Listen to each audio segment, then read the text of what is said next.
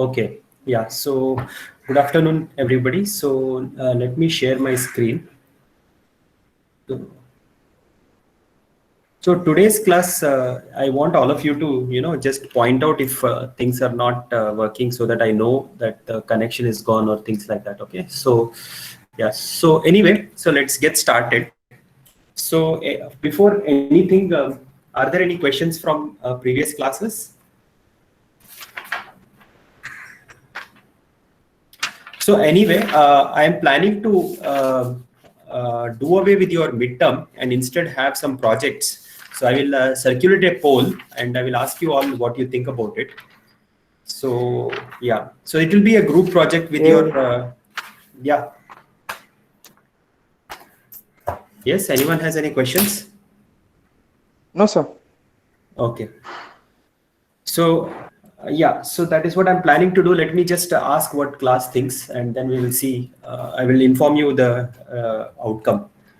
Okay, so what we were discussing previous class was Bayes classifier, and then we finished with the Bayes classifier, and then what we came to realize is that in order for implementing Bayes classifier, we need to really have knowledge about. So what does Bayes classifier need? So it needs priors. Okay, it needs class conditional densities. Okay, and these things may or may not be available, right? So you need to estimate this from data. So basically, all of you have seen the forward sampling, right? What you have seen is given like a random, like given density, given densities, you can write Python program to get samples. Okay, what we need is a other direction, basically estimation. Okay, so what you need is, given the samples, how do I estimate parameters of the density?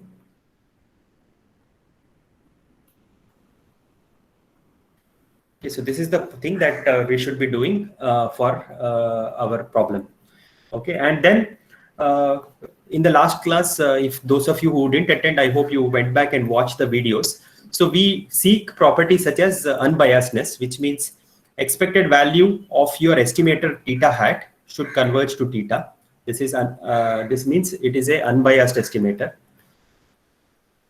Then you need thing like unbiasedness, and then what else? What other issues did we think? Then we need consistency. Okay, so what is consistency? So here, as n tends to infinity, as you have more and more samples, you want this to converge in probability. Okay, so that means more and more samples should lead to this, and then of course, if possible, you should have low variance. Okay, and we realize that all of these properties may not be easily designed. So what we realized is that, what we didn't discuss this, but it is known that you can get consistent estimators very easily, but you cannot get other properties are hard to come by. Okay, so that is why we focused we are going to focus only on consistent estimators, and in particular, we are going to look at MLE. Okay, am I audible clearly, everybody? Yes, sir. The screen is visible properly because of low bandwidth. Are there any issues? No issues, sir. No issues, sir. The last word is unbiased. Unbiased, consistency, and this is low variance. Low variance. Yes, sir. Yeah. Okay. So now, so what we will do now is that we will use a general procedure to come up with consistent estimators. Those are called as maximum likelihood estimators. Okay. And this comes everywhere in machine learning. Okay, so this is a very, very important topic, very easy topic. Okay, so we will see that in several places. So we will look at maximum likelihood estimators and we will study how these estimators can give rise to consistent estimators for parameters of our interest. Okay, so what we are studying is actually called as parametric methods. Okay, parametric methods. So basically we assume that our data xi I equal to 1 to n, you have some IID samples, okay, coming from a distribution whose form is known. So it has some form, but you don't know the parameters xi given theta. You don't know this theta, okay? So one important point, see, if you are given a lot of data for a Bayes classifier kind of a problem, so let us just try to understand how that works. So basically you will have several data, and there will be, for example, there could be 3 classes, okay? So this is class 1, class 2, class 3. Okay, class 1 will have some x's, like the features. So this could be some feature corresponding to class 1. So you'll have some points like this. Okay, class 2 will have some other points, and class 3 will have something else. So let's just put some different symbol. Okay, some such thing. So you have this data coming in. What you need to do is you need to estimate priors. Okay, you need to estimate class conditional densities. These are the things that you need to do, right? So this is our original problem. Now, what I'm saying here is that even though there are 3 classes, I can focus on the 3 classes independently. So I will first focus on this. So this is, and then find out what is the class conditional density. Then I will focus on this group and then look at what is class conditional density. Then I will focus on this group and look at what is class conditional density. Okay, so like that, we bifurcate our problems into as many pieces, as many classes are there, and we look at each class in isolation. And for that particular class, right, so there will be some samples I equal to 1 to n. They are coming from some class conditional density like this, where you don't know the parameter theta. Okay, so if you want to really write it properly, what you should write it is that there will be xi of a particular class C1. Okay, this will be I equal to 1 to n C1 IID.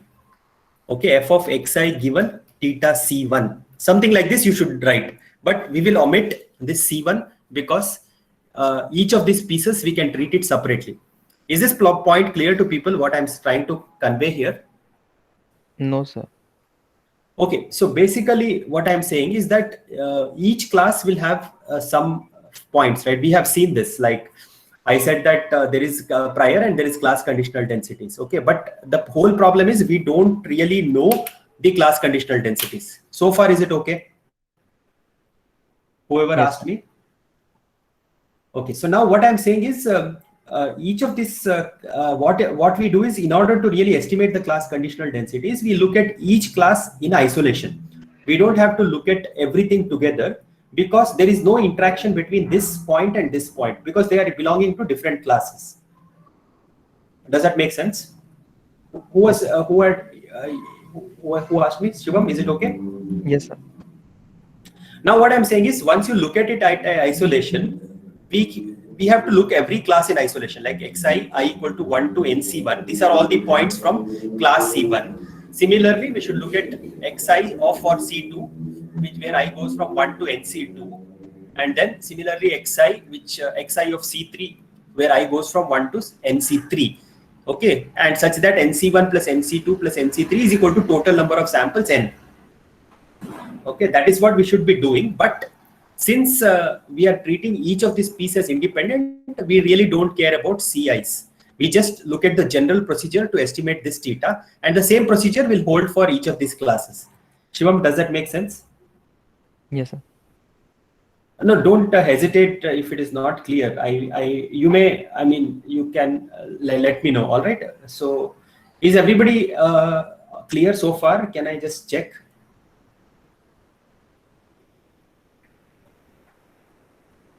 Can you say yes if it's clear?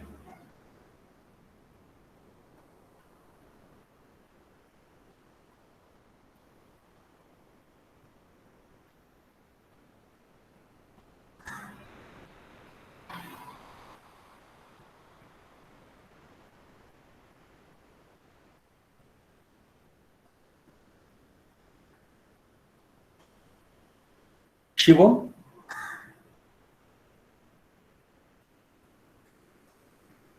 I don't, yeah, okay. I want you to, everyone to participate in at least this polls so that I know what is going on, okay? Yes, sir. Okay. So how about Devyani? Is it clear to you what I'm saying? So actually, I have a doubt. Yeah. I did not understand how the theta would be affected because of this consideration. Okay, so theta for every class conditional density, the theta is different. Okay, first of all, what is a theta? That's the important point, right? So we have seen, for instance, when we looked at the credit default example, we saw that there are two thetas. Okay, so there is this theta one, sorry, mu zero. This is called as mu zero, and then you had mu one. Okay, this is the other class. This is this one, and then there is corresponding to this, there is a variance sigma 0. Corresponding to this is sigma 1. Okay, so Devyani, do you remember this discussion? Yes, sir. Yes, sir. So now what we are going to say is we are going to denote this as theta 0. Okay, we are going to denote this as theta 1. Okay, why this subscript 0? Because this is for class 0. Why this subscript 1 is because it is for class 1. Okay, sir. All right. Now we have this time, right? This was 0, if you remember. And then there are a whole bunch of points which are coming in like this. Okay. So this is your training data. This is what you can use to estimate your class conditional densities. Okay. So these are all your training data. And the red points are the ones of defaulters, right? So this one is for defaulters. The blue point is for people who are not defaulters. Okay. So now, in order to really look at a new point, so now let us say there is a new point coming in. What is a new point? It's a new customer who is coming in, and he comes somewhere here. So now you need to estimate, are you going to give him loan or not, right? That is the whole problem. So now in order to do that, you have a base classifier, which is a very clear procedure. What you need to do is you need to compute the posterior for this black guy. So this is the test point, test. So you need to find out what is the posterior. That means what is Q0 of this and Q1 of this. Okay, this is the whole business. So now what I'm saying is, in order to be able to do this, you need to know two things. You need to know what is the priors, P0, P1, and you need to know class conditional densities F0 and F1. Okay, so basically what I'm saying is F0, okay, is the class conditional density, which is f of x given theta 0. Does that make sense? And F1 yes, is sir. Yeah, yes, I got it. Yeah, this is theta 1. So now, unfortunately, we don't know what is theta 0 and theta 1, right? So that is what the whole theory is about. So now what I am trying to say is that even though we have f of x given theta 0, we have f of x given theta 1, we will look at a general procedure of estimating given n samples coming from a distribution f of x given theta. We will try to estimate for theta. Okay, we will try to estimate for this, and this can be applied once for all the 0 points and all for 1 points. Okay. Okay, so this is my clarification. I hope it was clear to people. Okay, that's a good question. So see, if someone asks a question like this, it helps the understanding of everyone. Okay, so please do that. Okay, so now coming back to the problem, now we are going to assume that we are having a single unknown parameter set of parameters theta, and we are going to try and estimate that for various distributions. Okay, so that is the agenda. So let us start with a simple one. Okay, before that, we have to define what is meant by a likelihood. What is a likelihood function? Okay, so now we will define the likelihood function. We'll look at examples, and then we will make the connection as to how this likelihood comes. So basically, likelihood is a function of the unknown parameter theta. Okay, and it also depends upon the data that you have, which we are going to denote as D. Okay, so what is D? D is basically your samples xi I equal to 1 to n. This is your samples, and samples typically are written as small letters. Okay, so this is what is your D. Okay, and it is defined as, so this is definition. Okay, so let me write this. This is defined as, okay, basically it is defined as this: I equal to 1 to n, capital N, f of xi given theta. Okay, so let's try to understand what is this trying to say. Okay, so basically what it is trying to say is that this is a measure of probability of seeing the data given a particular parameter theta. Okay, it is analogous to this. Okay, so it's similar to that. Because why it is not same? Because when x is continuous, okay, when x is continuous, this product, when you take this product, right? Why is it product, by the way? Why are we taking product? Why are we not taking the joint of all these things? See, instead of this, we could have taken this as f of x1, x2, xn given theta, right? We could have taken it like this. Why are we writing it as a product? Anyone wants to make a guess? Independence? Yes, IID because samples. Yeah, because these are IID samples. Okay, so basically, when x is continuous, you have a multiplication of several density things, density functions. So when you multiply densities, that is not necessarily probability. Okay, it can be interpreted as probability by taking a small width and all those discussions that we have had before, but it's not exactly a probability. But when x is discrete, okay, likelihood of theta and d, okay, is actually equal to probability of actually seeing the data given seeing the data given the parameter theta. Okay, so what is this meaning? What is happening? I am sure some of you might be confused now. So this is a good time to see some examples. Okay, so now let's just first finish this definition itself. So basically, MLE, maximum likelihood estimator, is the maximizer of the likelihood. So it's basically argmax L of theta comma d. Okay, so this is over all possible theta. You try to find out which theta maximizes this. So in other words, L of theta star d is bigger than or equal to any other estimator. So basically, what you are trying to find is what parameter of theta is going to maximize the chance that you saw a particular set of data points. So that is the one which we are going to call as maximum likelihood estimator. But before that, you have to understand how this likelihood is with several examples. That is what we will do next. Okay. So I hope the definition is clear. We will see some examples and it will get more clear. So yes, so let us look at a few examples. So we will start with Bernoulli samples.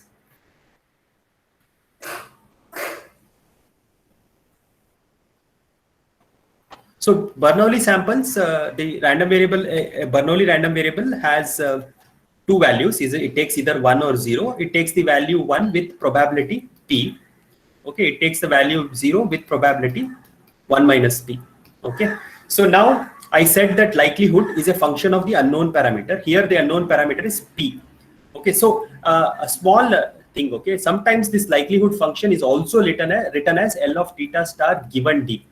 Okay, so don't get confused. See, you have learned a lot of conditional probability and everything. You may get confused when you see these kind of notations. So just remember that it is a function of theta. Okay, the value that likelihood is actually a function of theta. So let us see. So basically, we want to estimate L of p given some data. And given some data, or like, so if I want to write, I can write like this: given some data, what is the likelihood of seeing, what is the probability if the parameter is p, what is the likelihood of seeing some data? So let us look at some examples. So basically what I'm saying is there is head, and tail. This is the 3 data. So if p is the probability of getting head, what is the probability of actually seeing head, and tail? This is what we said is the definition, right? So what is this? Can someone tell me?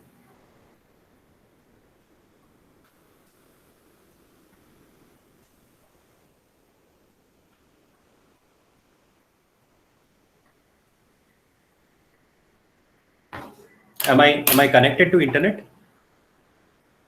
Hello? Yes, sir. Yeah, so I'm asking what is the probability. So basically likelihood is defined as the probability of seeing some data.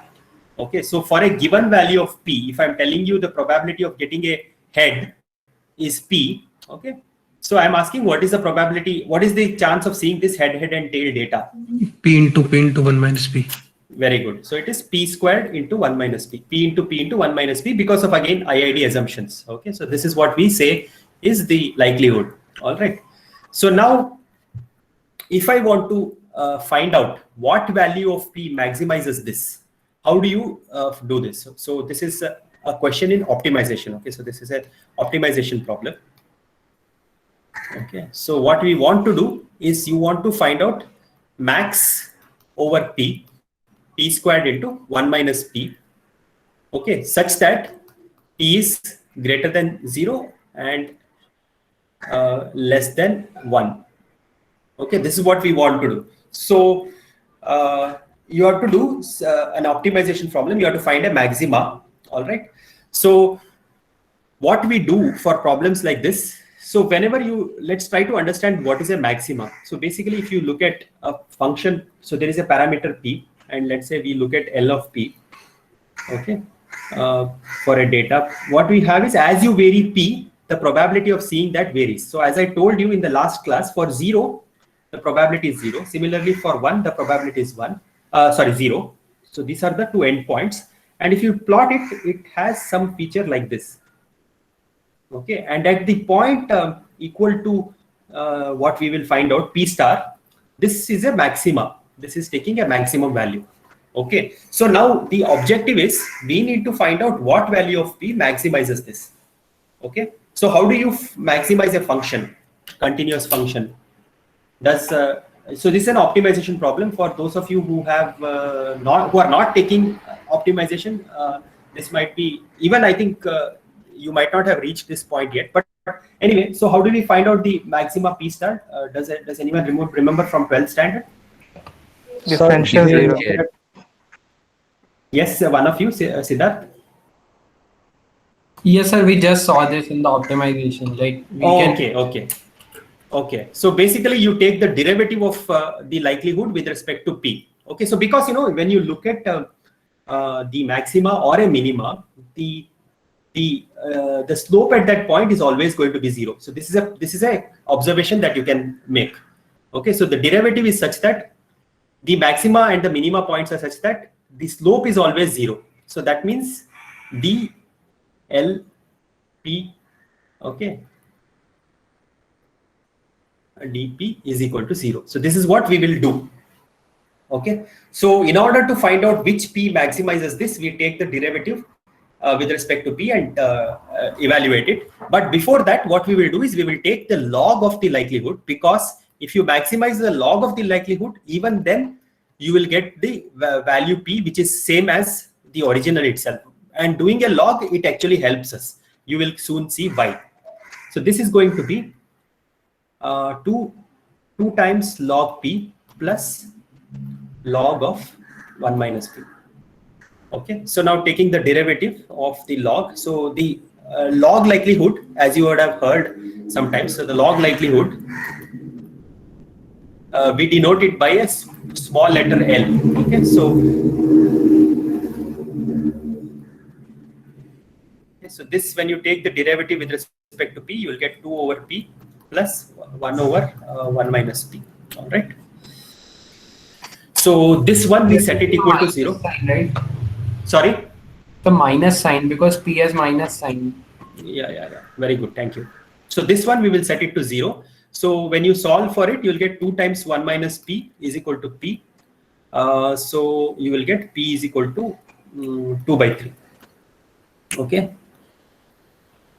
Is it okay? So basically the procedure you have seen is gives like P is equal to total heads divided by total tosses. This is the estimate. This is called as the MLE estimate. Okay. In general, this will give us 1 over n summation xi, I equal to 1 to n. So where xi's are 1 if the output is head, 0 otherwise. Okay.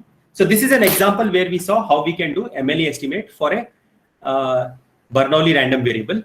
We understood how the likelihood P plays a role and in what form it appears, that we saw. And we also saw in order to maximize it, we need to take the derivative and set it to 0, because maxima and minima have this characteristic that their slope is always 0. Okay, and the value of theta that maximizes is called theta star or theta MLE. In the case of this, it turns out to be sample mean. Okay, so is this example clear to everybody? Can I quickly do a poll once again?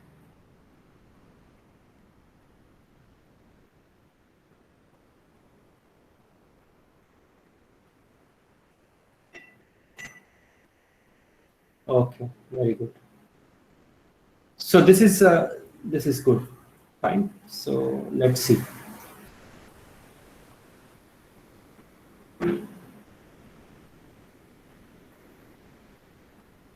Okay. So now coming back to the problem. So let us try to do this for a general Bernoulli sample. Okay. So now, because this idea is pretty useful, what we are going to do now.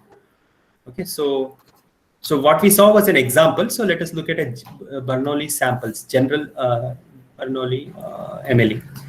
Okay. So what we have now is a general case where each of the xi will be 0 or 1. Okay, 1 to n. Are IID Bernoulli samples.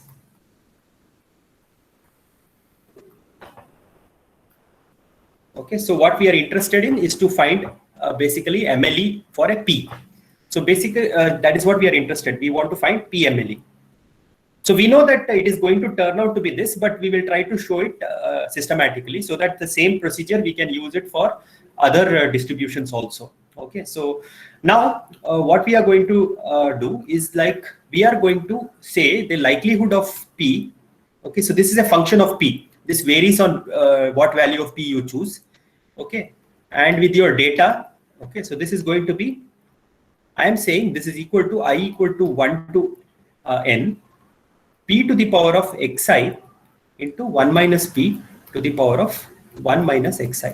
So this is what I will call as my likelihood. So okay, so this is a general formula to capture the likelihood and without really have to worry about whether xi is 1 or 0. Okay, so let us try to see whether this formula is correct.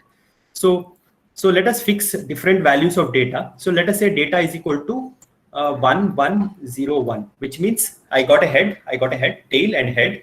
Okay, and the other one, let's say it is this. Okay, so let's try to write the likelihood of P for these two data points.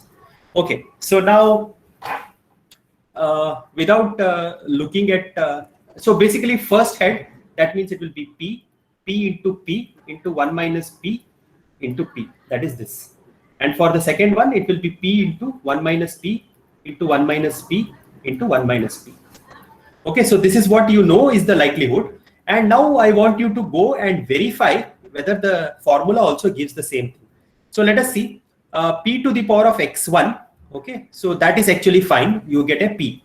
What about P to the power of x2? That so yeah, P to the power of x1 is fine. And then there is also 1 minus P to the power of 1 minus x1. 1 minus x1 is 0 for this case, right? For 1 minus x1 is 0 for that case. So you will not get this term. Okay, so basically it is like a switch. Depending upon what value of x1, if x1 is 1, you will get a P. If x1 is 0, you will get a 1 minus P. So that way you are able to combine the entire likelihood in a clever way. Does that make sense? Is it clear to people? I hope it is. So yeah. So please stop me if this is not. Sir, yeah. I think it should be n minus xi. N minus xi, is it? Why is that? No, it is a product that is happening. This is a product. Okay, so you don't know what this is it? This is Okay. a product. I got. Yeah. Okay. Anyway, don't hesitate at all to ask questions, even if it's like you think it's a very simple question, silly question, but please. Okay. Yeah. Thanks for asking. All right. So this is. I hope this is clear to people. So now what we will do, we will take the log likelihood. Okay, so now the beauty of log is it takes all these products and makes it into summation. So what you will get is xi log to natural base. Okay, that's what we always take, and it is written as ln.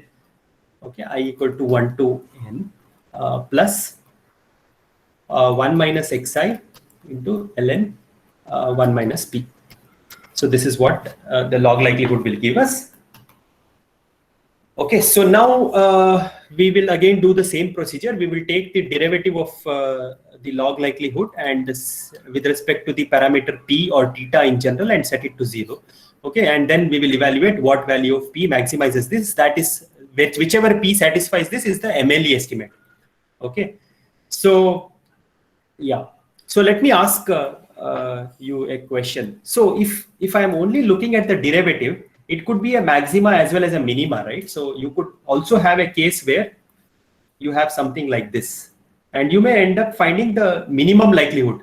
How is it that by just looking the log likelihood and setting it to 0, we are happy?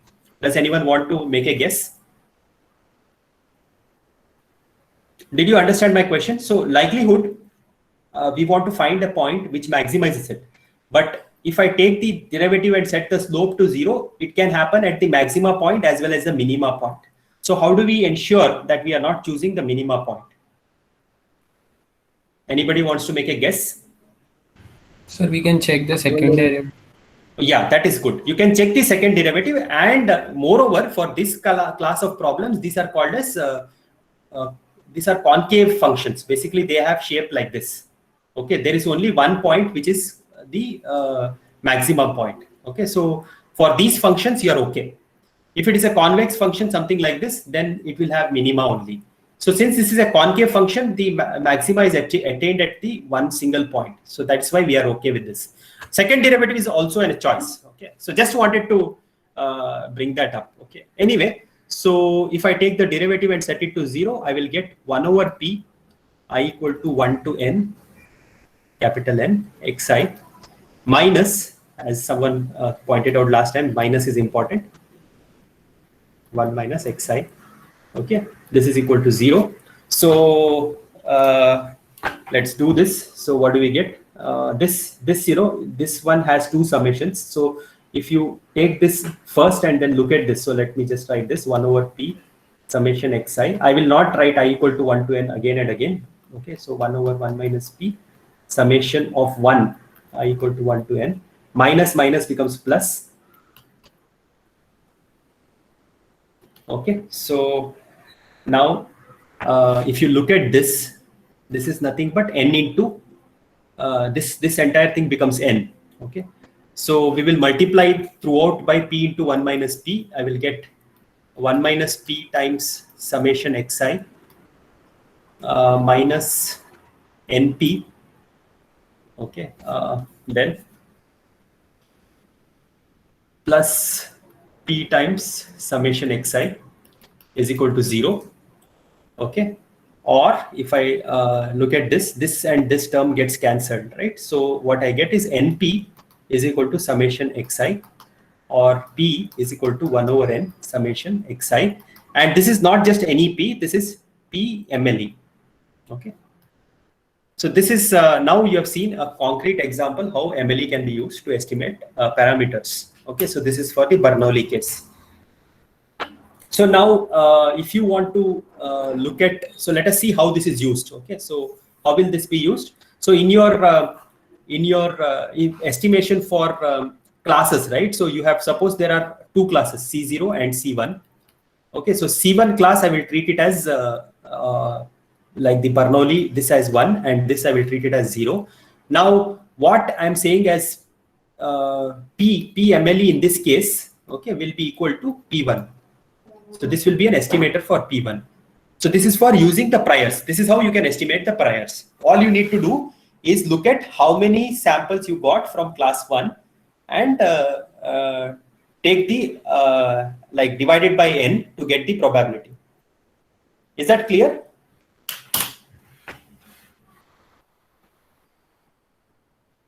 Okay, so I hope this is all right. Yeah, okay. So now let's move on. So this is for Bernoulli. Let us look at some more. Let's look at normal.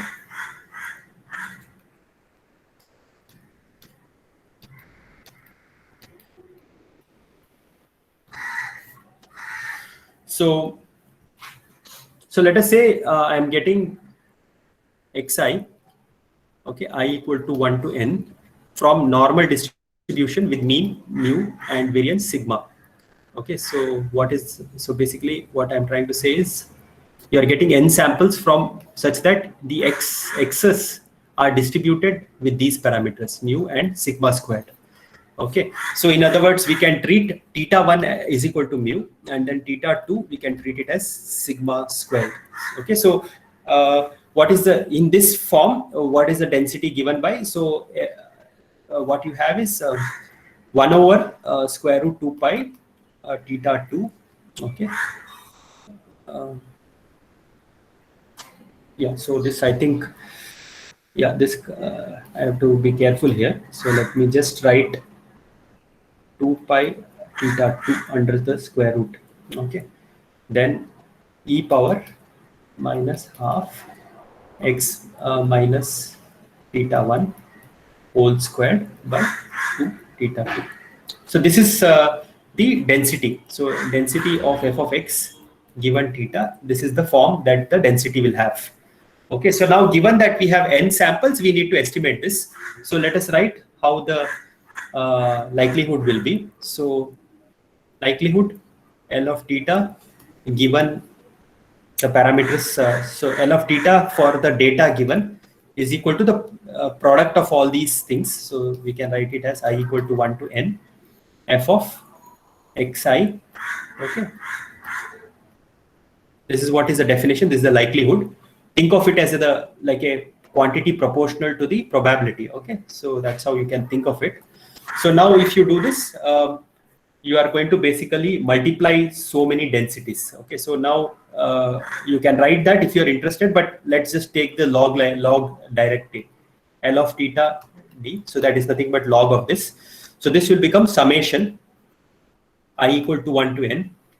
Okay. So you will have negative half ln 2 pi. That is the constant part. Negative half ln theta 2. Okay. Then what else? Log of this is nothing but the log and the exponential cancels because you are taking natural log. So you are left with minus half x minus theta 1. X is not x, it is xi, right? So xi minus theta 1 whole squared by 2 theta 2. So this is the entire thing that I am taking summation over. All right. So now in order to find out theta 1 and theta 2, I need to take the derivative and set it to 0. Okay. See, I am doing this systematically because this pattern will repeat in other learning problems. Okay. So you need to understand this. So it is, I mean, technically enough if I just show you one, but I'm showing you plenty so that you get more and more familiar with it. Okay. So please ask me if you have questions. So let me just take two things. So we will do two things, dl by d theta 1 equal to 0, and then we will also look at dl d theta 2 equal to 0. So these two things we will do. So the first thing, I'm taking derivative with respect to theta 1. All right, when I take derivative with respect to theta 1, this is a constant, this is a constant, so you are here. So what happens?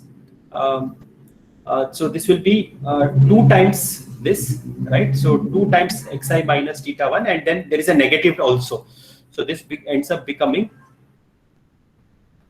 sorry, this is not there. Okay, so sorry, this is not there.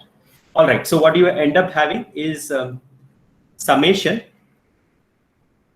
I equal to 1 to n, okay, xi minus theta 1 by theta 2.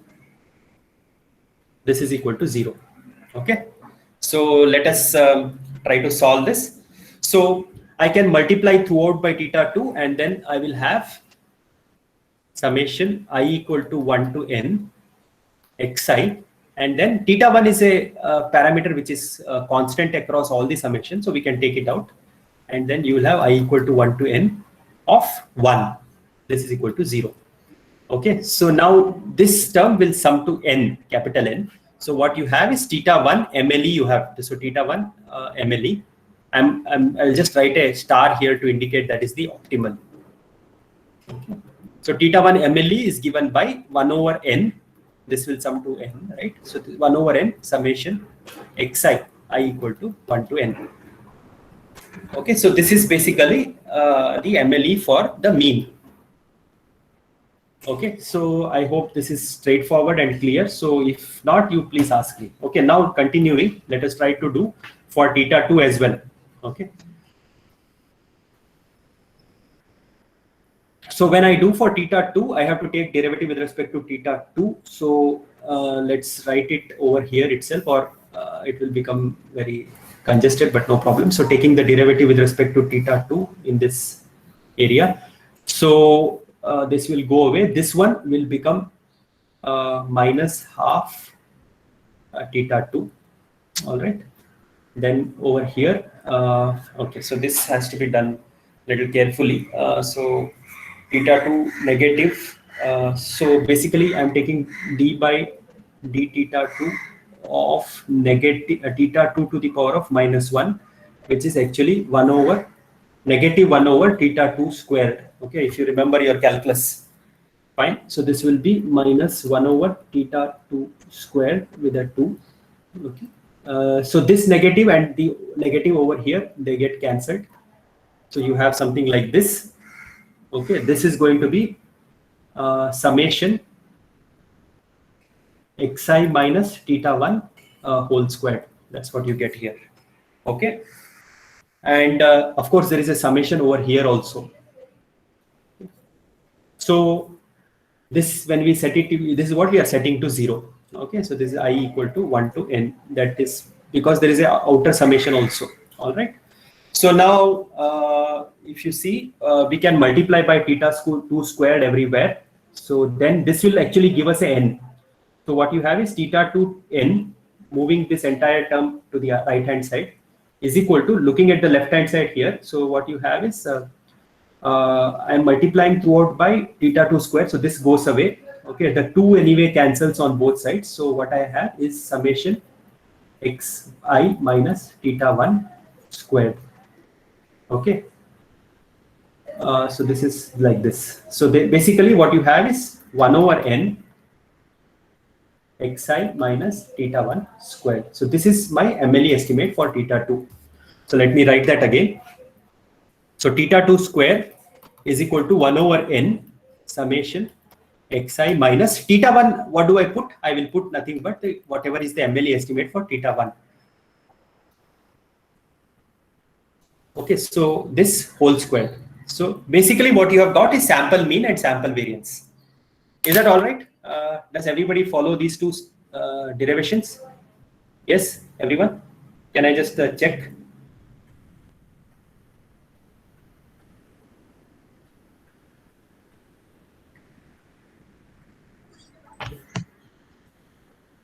Someone has a question? Yes, go ahead.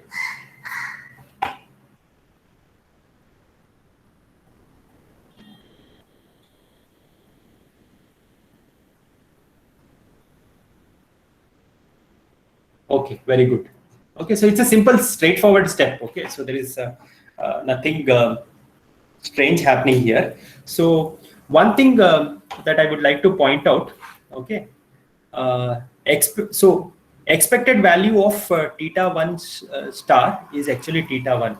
Okay, so basically this is unbiased.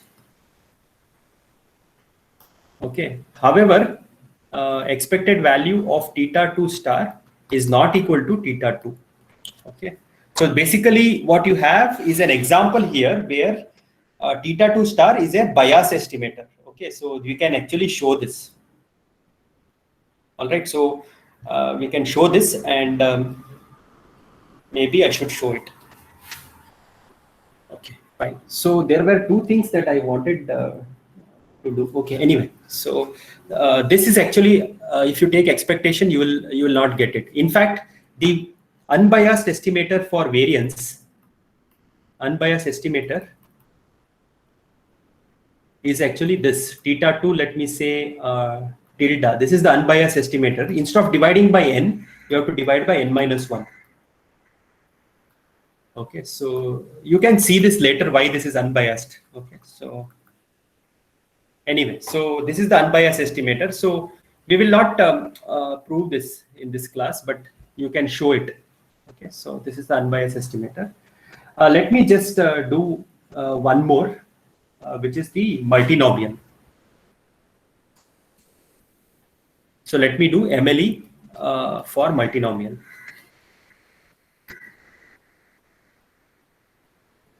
I think with that, we can stop all the MLE business. Okay, so yeah.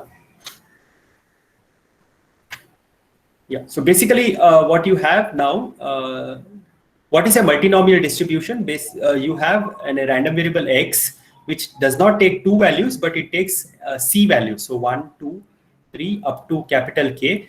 Each of these probabilities is called P1, P2, P3, like this up to Pk. Okay, so this is with probability this is with probability this is with probability this. Okay, so now your what is required is you need to estimate P1 to P1, P2 all the way till Pk, such that summation Pk equal to 1. This is important because it's a probability. Okay, so what you are given is xi I equal to 1 to n. Okay, so think of it as some sequence of numbers like this. So what you have is 2, 3, 1, k minus 1, 3, 4, something like this. Okay, so what using this, there are totally n samples here. So maybe last one is 1. You need to estimate P1, P2, P3, and so on. So this is what is called as a multinomial distribution. It is a generalization of Bernoulli. Okay, so this is generalization of Bernoulli.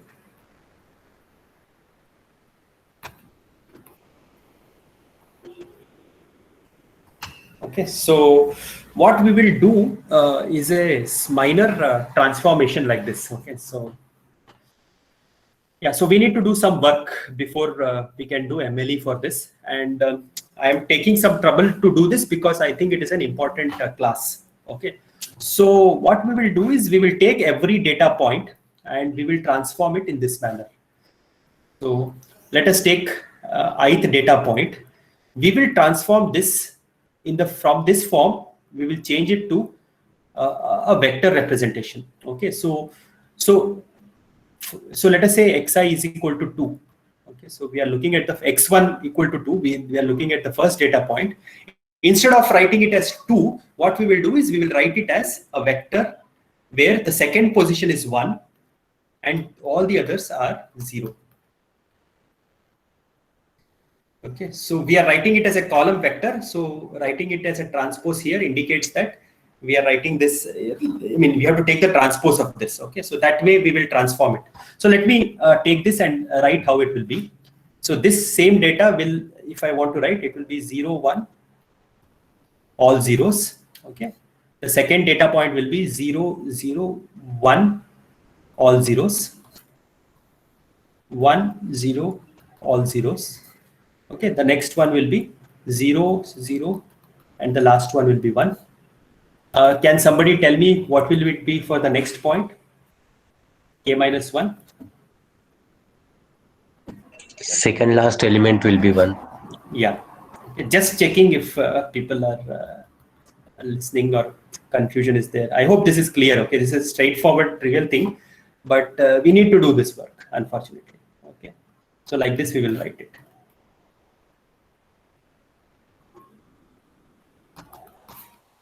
Okay, and finally we will have one here. So this is a transformation. So we will treat that our data is not in this form, but it is in this form that I have just written. Okay, so we will take, we will represent this as xij. Okay, j being the jth position in the vector. Okay, this denotes jth entry in xi. Okay, so this denotes the jth entry in xi. Okay, I hope this is clear. Okay, so now with this transformation we are ready to write the likelihood. Okay, so the likelihood p1, p2, p3, all of this we will write it likelihood, right? So this is p1, p2, all the way up to what is that? How many classes did we take? Pk. Pk given our particular data is going to be, so product of, okay, product of every single thing that you are saying. Okay, this is all the data points. There are totally n data points. Okay, so now for every data point there is either the jth component is on or it is off. Okay, so that is indicated by j equal to 1 to capital K. Okay, pj of x, pj of xij.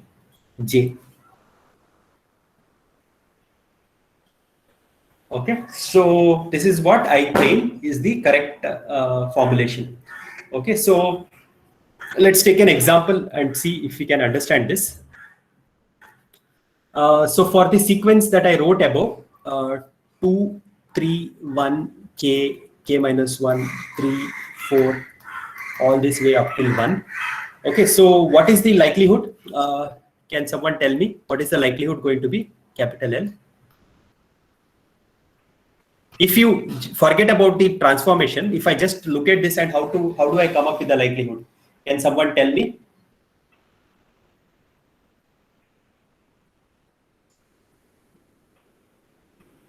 Is this too complicated? What's going on? Nidish, you want to tell me what is the likelihood for this particular sequence? So actually, I didn't understand the formula which you wrote over there. Forget about this formula, but if I say this is the sequence I'm getting from a multinomial distribution, how for this particular sequence, how do you write the likelihood? Okay, so it would be P2. Okay. P2 into P3 into P1 into PK into PK minus yes, 1. Yes. So this is clear, no? This, yeah, Nidish, yes, you have understood this. Yes. So that is good. Okay, now what I'm saying is instead of writing this as 2, 3, 1, k, k minus all this way like this, I will transform and write it in a vector notation. So each data point will become a vector now. The vector will be such that only the second position will be 1. Okay. Do you understand, Nitish, what transformation we have done? Yes, sir. And xi of 2, x1 of 2 will be 1, but x1 of 1 will be 0, x1 of 3 will be 0, x1 of k will be 0. Is that okay? What yes, is sir. happening here? So now if you look at the products that I'm attributing, okay, so for the ith point, the only thing that will come is P2. Do you see this? Because only xi2 will be 1. Yes, sir. Okay. So that is how we are transforming this likelihood to this. So let us take one more example. Let me ask someone else to help me now. So Manan, can you please help me? So for x2, can you tell me what happens for in the formula? Hello, am I audible? Yeah, Manan. Yeah, you're audible. Go ahead. Yeah, sir. So, can you please repeat like for x2 what I have to do? No, for x2, in the formula, how this works? Can you look at the formula? So basically for I equal to 2, what happens in this formula?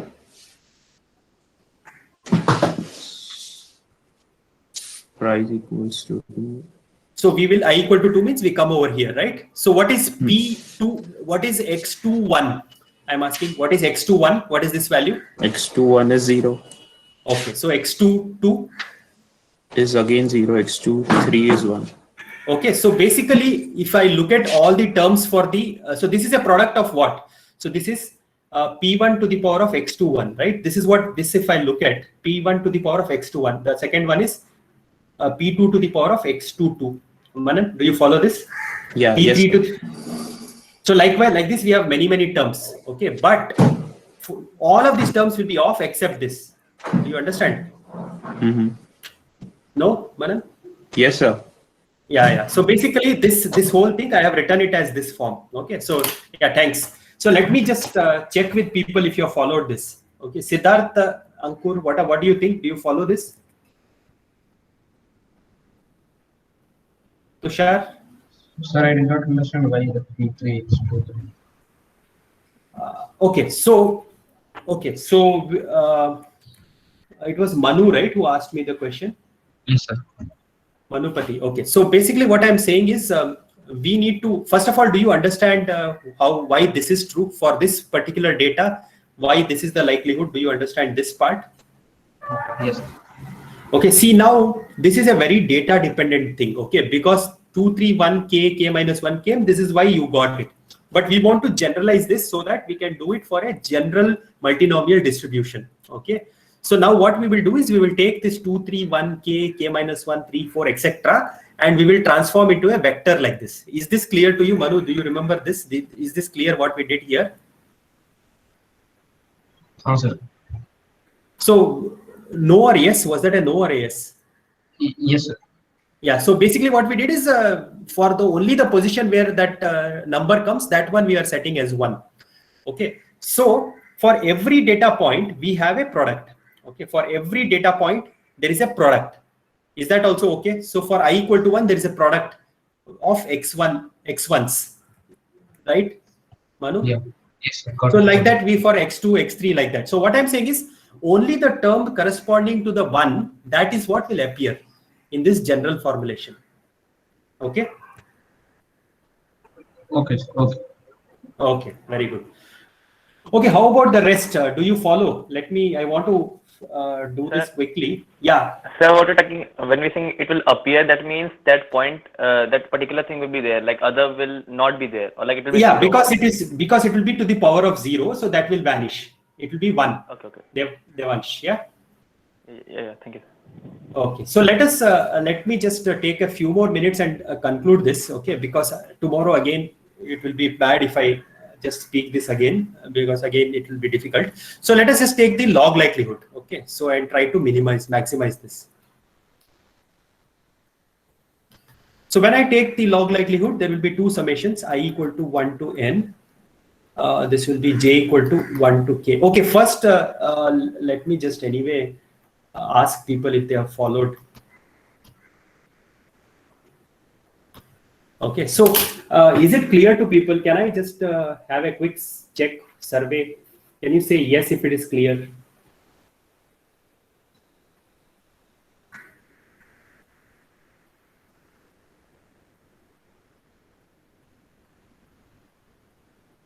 See, I don't see a few people. I don't want to find out. If it's not clear, please ask me. Okay, all right. So now this is what it is. So now we have taken this. So now we want to maximize it and find out what is the value of each of the PJs. Okay, so now this is where this is an optimization problem, but it is what is called as constraint optimization problem. Okay, this definitely you will not have seen in your optimization class. Okay, what is the constraint? Basically, you want to maximize over all these things. You want to find out the maximum value for this P1, P2, okay, Pk given D. Okay, so this you want to maximize subject to the constraint that summation Pi I equal to 1 to K is equal to 1. So this is the constraint. So this is called as a constraint. This is the constraint. Okay, so you want to maximize it, but not all P1 to Pk will work. You have to maximize it in such a way that the summation Pi is equal to 1. Okay, this is called as a constraint optimization problem. The way it is different is that you need to change your objective function. So you remember the unconstrained case, right? In the previous case, we did not worry about the constraints. Okay, we just took in the previous case and all, we just took the derivative and set it to 0 and found out what value maximizes it. But in the case of constraint optimization, you have to take what is called as a Lagrangian.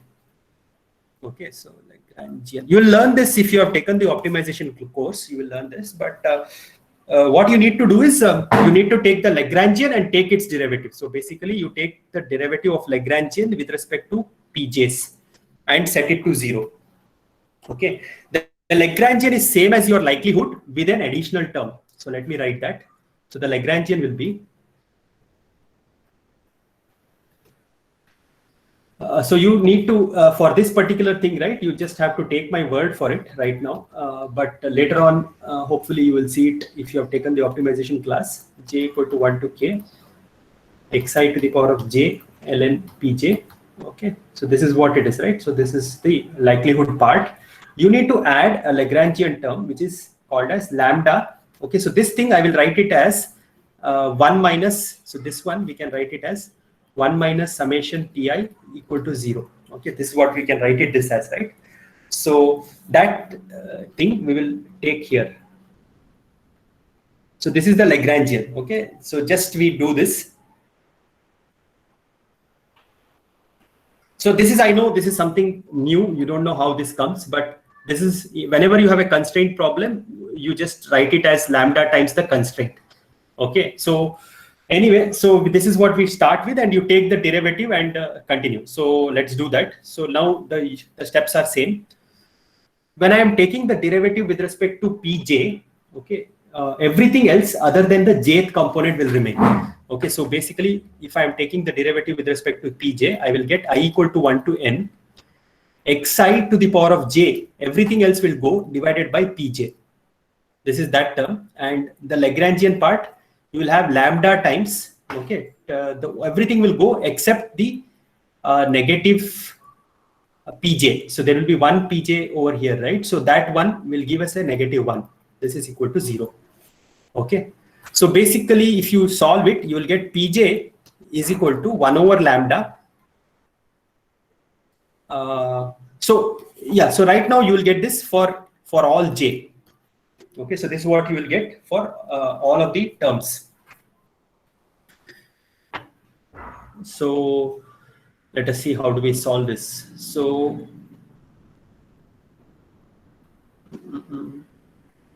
okay, so this is fine. Anyway, I will show the rest of the derivation tomorrow. But if you solve it, you will actually get pj is equal to sum over I equal to 1 to n. So this is MLE. I will show you tomorrow why this comes. I am missing some steps here. You will get this is summation xi power j divided by n. Okay, this is what you will get. So I will show you the derivation tomorrow, but the idea should be clear. So what is this? What is a numerator? Can someone tell me what is a numerator? So if you look at this, if I sum over xi j, what do I get here? I know I have not finished the derivation, but can you tell me what the numerator is? Anybody? Number of times that number appears. Yes, number of times you have seen the jth sample, okay, and divided by n. So that is a reasonable estimate. Okay, so when you are looking at a multinomial, if I had told you what is the proportion, what is P2, if I had asked you, you will say, okay, look at how many times 2 came and take the proportion of times 2 has come, that will be P2. And that actually turns out to be the thing that we get anyway. Okay, I will show you this business tomorrow. Okay, we will start with this tomorrow and then we will see. Okay, so I think this is a good point to stop. So I will be online. I will answer questions if any one of you have any questions. Otherwise, we will stop here. Okay. All right. Thank you. So I will see you on Wednesday.